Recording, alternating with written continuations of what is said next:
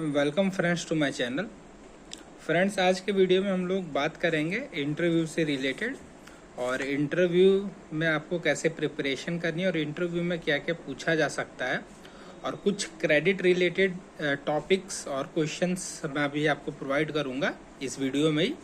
तो इस वीडियो को पूरा देखिएगा आप लोग। तो फर्स्ट ऑफ ऑल, इंटरव्यू में कई लोगों ने पूछा था कि ड्रेस कोड क्या होता है। तो आप लोग को पता है इंटरव्यू का ड्रेस कोड, आधे से ज़्यादा लोगों को पता होगा। फॉर्मल ड्रेस होनी चाहिए आपके पास, शर्ट, फॉर्मल पैंट, शूज़ होने चाहिए और उसके बाद से फिर ब्लेज़र और टाई। कंपलसरी नहीं है ब्लेज़र और टाई, बट ड्रेस फॉर्मल्स होना चाहिए आपका। फिर उसके बाद से फिर इंटरव्यू में क्या होगा क्या नहीं होगा। टोटल पैनल में 5 मेंबर्स होते हैं। आप लोग अंदर जाते हैं, आपको बुलाया जाएगा, तो फिर आपका जब टर्न आएगा तो आपको अंदर जाना है। उसके बाद से स्टार्ट होता है आपके पर्सनल इंट्रो से। तो इंट्रोडक्शन पार्ट अपना स्ट्रॉन्ग रखिएगा।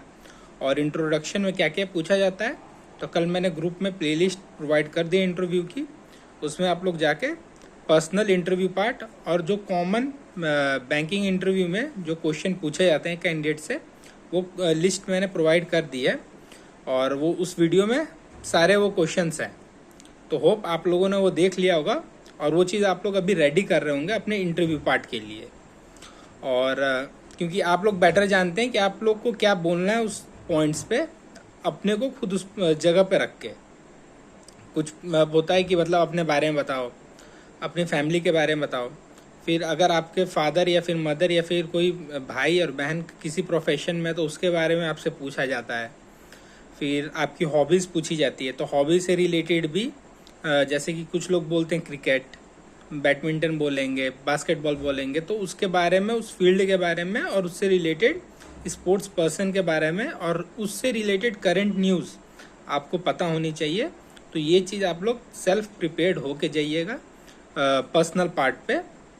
उसके बाद से अपना एजुकेशन के बारे में, जैसे कि आप बीटेक के हैं तो बीटेक आपने पढ़ाई की है, तो बैंकिंग में कैसे वो हेल्प आएगा, या फिर कुछ आपके एजुकेशन डिग्री और अभी के बीच में गैप है, तो उस गैप को आप कैसे जस्टिफाई कर सकते हैं, ये चीज़ आपको खुद से कवर करनी है। जैसे कि आप बोल सकते हैं कि मैं प्रिपरेशन कर रहा था तो उसमें मेरे को टाइम लग गया, या फिर अगर आपने बीच में कहीं जॉब की है तो वो आप बता सकते हैं कि सर बीच में मैंने इस कंपनी में या फिर यहाँ पे जॉब किया था, उसके बाद से फिर मैं प्रिपरेशन लाइन में आया तो फिर मुझे कुछ टाइम लग गया। जैसे कि कंपटीशन बहुत टफ होता है सर, आजकल आप लोगों को पता ही है, तो उसमें कुछ टाइम लग गया मेरे को आने में और इस मुकाम तक पहुंचने में। तो वो ऐसा वो आपको ट्रिगर नहीं करते हैं इंटरव्यूअर, वो भी जानते हैं कि कंपटीशन बहुत टाइट रहता है और स्टूडेंट्स को टाइम लगता है। तो गैप के ऊपर उतना पॉइंट नहीं होता, बट एक पॉइंट अपना बना के आप लोग रखिएगा। उसके बाद से क्रेडिट रिलेटेड कुछ बात हम लोग आप लोग से मैं कर लेता हूँ। देखो, सबसे पहले तो आपको नॉर्मल पता होना चाहिए एसेट क्या होता है, लायबिलिटी क्या होता है। इस वीडियो के बाद आप लोग जाके ये चीज़ सर्च करिएगा। अगर आपको इसका जवाब नहीं मिलता है तो मेरे से पूछिएगा, तो मैं इसका जवाब आप लोगों को बता दूंगा। क्योंकि अभी मैं एक्सप्लेन कर लूँगा तो वीडियो बहुत लंबा हो जाएगा, तो इसलिए मैं बस पॉइंट्स आपको बता दे रहा हूँ कि ये चीज़ आपको देखना है और इसके बारे में थोड़ा सा पढ़ लेना है, ज़्यादा नहीं। क्योंकि ये चीज़ आप लोग कोर्स में सीखोगे तो कुछ कुछ नॉलेज आपको, जनरल नॉलेज होनी चाहिए। तो पहला, एसेट क्या होता है, और वो आपसे पूछ सकते हैं कि आपका क्या एसेट है। तो आपने अगर बाइक परचेज की है तो वो एसेट हो गया, अगर आपके पास गोल्ड है तो वो एसेट है, आपके पास कैश है तो वो एसेट है। और लायबिलिटी होता है जैसे कि आपने किसी से कुछ उधार लिया है तो वो लायबिलिटी हो जाता है। तो इसके कई टाइप्स होते हैं। तो अगर आप पढ़ना चाहें कॉमर्स के तो टाइप्स पढ़ सकते हैं, बट नॉर्मल आपका बैकग्राउंड है, बीए है या फिर बीटेक है या फिर बीएससी है, तो आप लोग नॉर्मल एसेट लायबिलिटीज बस समझ के जाइए। टाइप्स आप लोग से इन डेप्थ उतना पूछा नहीं जाएगा। फिर पूछा जाता है कि अगर आप किसी को लोन देते हैं तो आप लोग पहले क्या चेक करते हैं, तो आप लोग बता सकते हैं कि हम उसका सिबिल स्कोर चेक करते हैं। और बेटर सिबिल स्कोर क्या होता है ये आपको पता होना चाहिए। फिर कभी कभी कॉमन क्वेश्चन आ जाता है, जैसे कि मतलब ऑन ए लाइटर मोड पे, कि जैसे कि आप सेंट्रल बैंक में जा रहे हैं तो सेंट्रल बैंक के वेबसाइट क्या है, www.centralbank.in क्या है, ये आपको पता होना चाहिए। जिस चीज़ का आप पेपर मतलब इंटरव्यू देने जा रहे हैं तो उसके बारे में आपको नॉलेज होनी चाहिए। फिर बैंकिंग लॉ क्या होता है ये आपको पता होना चाहिए, बैंकिंग लॉ में क्या क्या चीज़ आती हैं ये आपको पता होना चाहिए। फिर कितने टाइप के फॉर्म्स होते हैं जिनको हम लोग लोन प्रोवाइड करते हैं, जैसे पार्टनरशिप फॉर्म होता है, प्रोपराइटरशिप होता है, उसके बाद से फिर कंपनीज होती हैं। और जैसे कि पार्टनरशिप होता है तो 2 टाइप के पार्टनरशिप हो जाते हैं, रजिस्टर्ड अनरजिस्टर्ड, उसके बाद से LLP हो जाते हैं। तो इसके बारे में थोड़ा थोड़ा बस पढ़ के आप लोग जाइए, इन डेप्थ आपको पढ़ने की ज़रूरत नहीं है।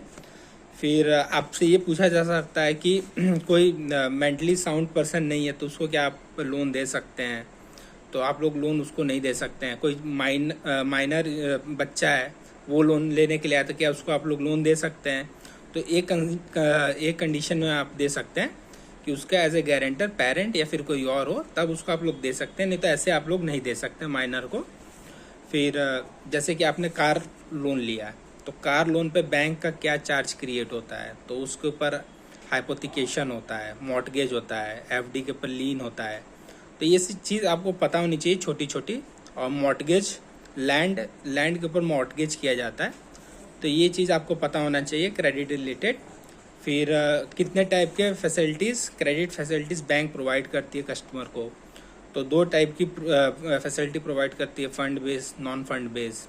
तो टाइप क्या होती है फंड और नॉन फंड का, ये आपको पता होना चाहिए। फिर स्टॉक्स क्या होता है और बुक डेट्स क्या होता है, दोनों में क्या बेसिक अंतर है ये आपको पता होना चाहिए स्टॉक और बुक डेट्स में।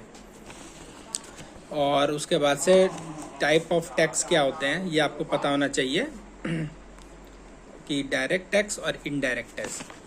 फिर म्यूचुअल फंड और SIP में क्या अंतर होता है ये भी आपको पता होना चाहिए।